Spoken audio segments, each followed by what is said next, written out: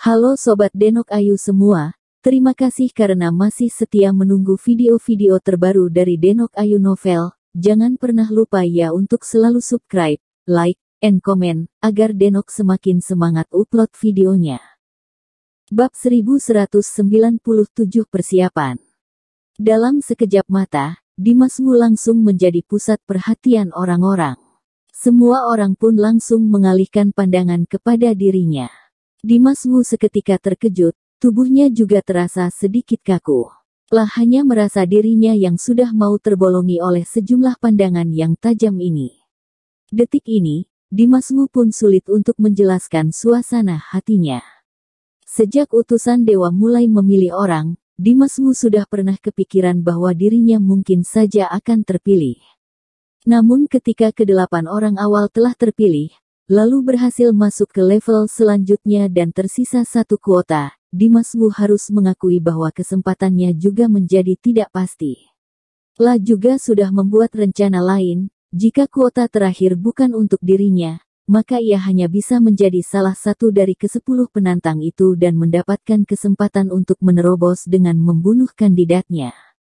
Tapi ia tidak menyangka bahwa kandidat terakhir yang dipilih utusan dewa benar-benar adalah dirinya. Hal ini cukup membuat Dimas Wu terkejut dan hatinya juga bergemuruh kuat. Pada saat ini, pandangan utusan dewa mendarat pada tubuh Dimas Wu. La memandang Dimas Wu dengan raut wajah serius dan membuka mulut berkata dengan tak acuh. Aku tahu sekarang kamu kebingungan mengapa kamu bisa menjadi kandidat terakhir. Awalnya aku tidak seharusnya menempatimu pada posisi ke-9 dengan melihat penampilanmu itu. Tapi kamu sangat istimewa. Karena keistimewaanmu, jadi aku harus membuat sebuah keputusan yang sulit dan aturan permainan ini perlu diubah. Hingga sini, utusan dewa terdiam sesaat. Tatapannya berubah menjadi sangat tajam dan nada bicaranya juga berubah menjadi sangat tegas. La pun lanjut berkata kepada Dimas Wu. Kali ini yang menantangmu tidak hanya 10 orang, melainkan 50 orang. 50 orang.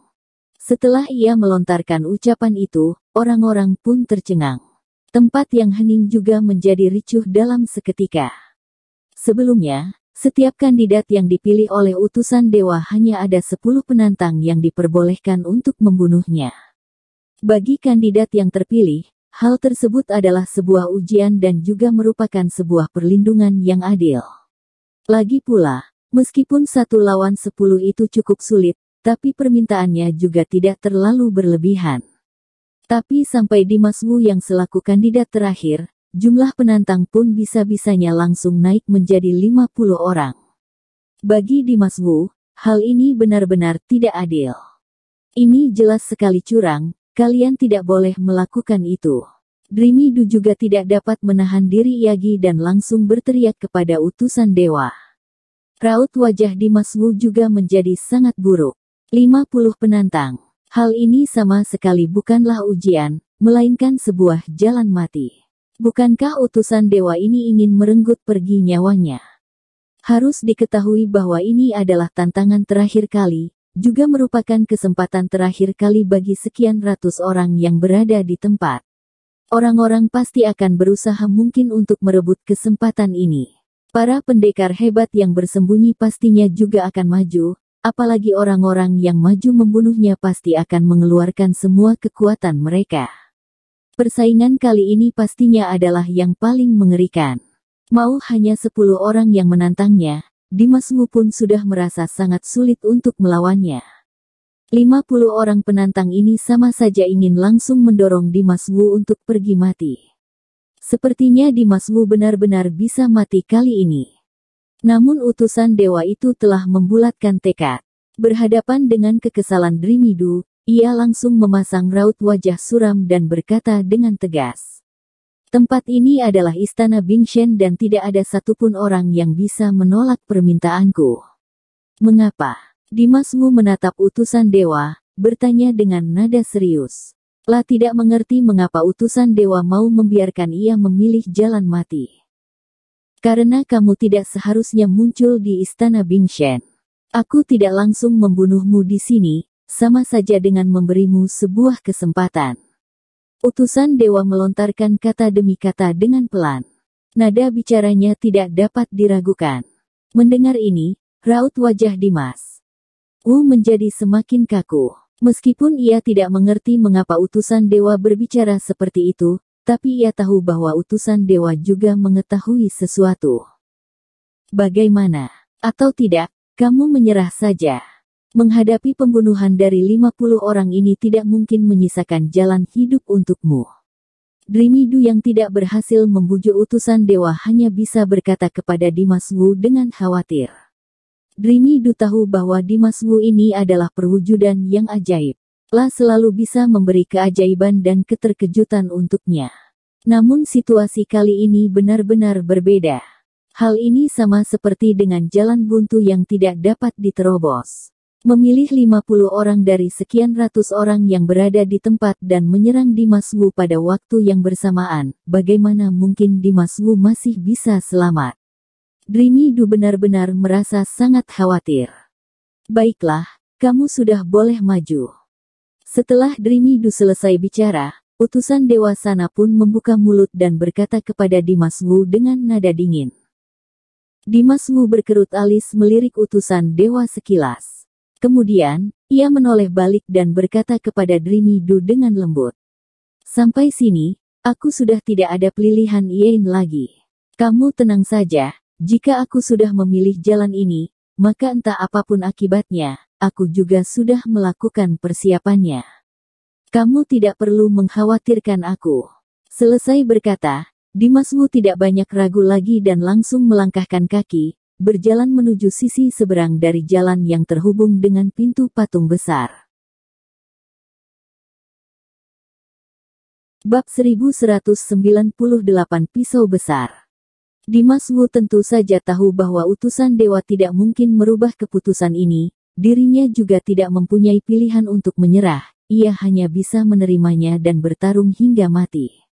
Ketika Dimas Wu tiba di sisi seberang jalan itu, utusan dewa langsung memberi perintah tanpa ragi.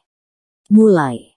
Seketika sekian orang yang berada di tempat langsung berlari cepat ke dalam garis. Kali ini jumlah yang maju ada sekian ratus orang. Mereka semua pun ingin memperoleh kesempatan terakhir ini. Akan tetapi, jumlah orang yang boleh menetap di dalam hanya 50 orang saja. Utusan dewa seperti memiliki mata yang tajam dan langsung memastikan siapa saja ke-50 orang yang masuk ke dalam garis terlebih dahulu.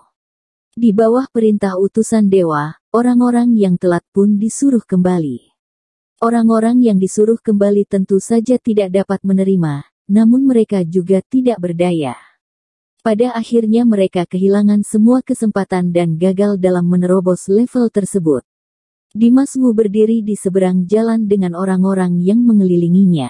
Bahkan pertarungan ini belum resmi dimulai, aura-aura yang dipancarkan mereka pun sudah sangat kuat dan memenuhi satu tempat, sehingga Dimas Wu sepenuhnya terjebak di dalam.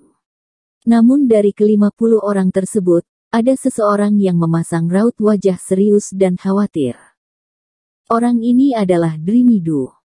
Sejak Dimas Wu memutuskan untuk maju, Dreamy Du pun membuat sebuah keputusan di dalam hati. La mau merebut kesempatan untuk menjadi seorang penantang dan diam-diam membantu Dimas Wu dari belakang. Untungnya kemampuannya termasuk kuat, gerakan dan reaksinya juga sangat lincah, sehingga ia keburu masuk ke dalam garis itu dan menjadi salah satu dari ke-50 penantang. Selain Dreamy Du, yang ikut masuk ke dalam garis juga ada pangeran ketiga. La juga berhasil mendapatkan kuota untuk menjadi salah satu dari ke-50 penantang. Tentu saja, ia bukan datang untuk membantu Dimas Wu, melainkan datang membunuhnya. Pada saat ini, pangeran ketiga berdiri di dalam garis dan menatap Dimas Wu garang dengan sekujur tubuhnya yang telah memancarkan niat membunuh. Sejak Dimas Wu menginjakkan kaki di benua Jeushu, pangeran ketiga pun langsung menganggap Dimas Wu sebagai duri dalam daging. La sudah lama ingin membunuh Dimas Wu. Sekarang Tuhan telah memberinya sebuah kesempatan untuk membunuh Dimas Wu dengan terbuka. Jika ia berhasil membunuh Dimas Wu, maka tidak hanya bisa menghilangkan kekesalannya, bahkan juga bisa mendapatkan kesempatan terakhir kali untuk menerobos level tersebut. Bisa dikatakan ini adalah sekali mendayung, 2-3 pulau terlampuai. Jadi kali ini pangeran ketiga merasa sangat yakin bahwa ia akan menang. Niat membunuh yang dipancarkan tubuhnya juga menjadi semakin kuat. Lah harus memakai kesempatan ini untuk membunuh Dimas Wu dan berhasil melewati level tersebut. Dimas Wu langsung dikepung oleh sekian puluh orang. Aura-aura yang mematikan dan kuat ini terkumpul bersama bagai sebuah gunung besar yang menindas Dimas Wu dan membuat Dimas Wu merasa tertekan. Krisis keselamatan pun telah mendatanginya. Tatapan Dimas Wu yang dingin menyapu sekeliling, roh jahat dari tubuhnya juga menyebar bebas. Niat perang mulai terasa, pupil matanya juga menjadi suram dan memancarkan niat sihir yang tiada batas, bagai ada sejumlah raja iblis yang mau keluar dari sana. Detik ini, aura Dimas Wu juga menjadi sangat seram. Pembunuhan dimulai. Utusan dewa memandang sekian puluh orang di dalam garis tanpa ekspresi dan berkata dengan datar. Seiring utusan dewa memberi perintah, sekian puluh penantang di dalam garis langsung mengeluarkan aura terkuat untuk menyerang Dimas Wu. Selain Drimidu, 49 orang lainnya langsung mengepung dan memberikan serangan yang mematikan kepada Dimas Wu. Dimas Wu membawa roh jahat kuat dan terbang ke atas langit untuk menghindari serangan-serangan yang tak terbatas. Di tengah udara, tubuh Dimas Wu melayang dengan roh jahat hitam tebal yang mengelilinginya. Roh jahat itu memenuhi satu ruangan dan menutupi langit. Dimas Wu bagai dewa iblis yang bersikap arogan dan memandang rendah orang-orang. Nyatanya itu roh jahat. Utusan dewa memandang Dimas Wu suram dan bergumam pelan. Terhadap orang lain, utusan dewa selalu bersikap lembut dan ramah. Hanya terhadap Dimas Wu seorang, ia baru bersikap tidak acuh dan membencinya, seperti ia dan Dimas Wu adalah musuh bebuyutan. Rawar. Dalam seketika, Dimas Wu langsung mengeluarkan suara erangan yang mengejutkan. Roh jahatnya terus bergulir, kekuatannya langsung meledak semua dan auranya juga menjadi semakin mengerikan. Orang-orang yang berada di bawah pun gagal menyerang dan tertutup akan roh jahat. Ditambah dengan suara erangan Dimas Wu yang mengganggu itu, telinga orang-orang pun kesakitan dan kepala mereka juga menjadi pening. Dalam seketika, orang-orang berdiri diam di tempat dan tiba-tiba termenung sesaat. Pada saat ini juga, Dimas Wu mengulur tangan kanannya dan menghadapkan telapak tangan ke atas. Sebuah pisau besar dengan sinar merah pun muncul di atas telapak tangannya. Pisau besar ini adalah Blood Dragon Knife. Bersambung. Terima kasih sahabat Denok yang sudah mendengarkan video ini. Jangan lupa like, komen, and subscribe ya. Terima kasih.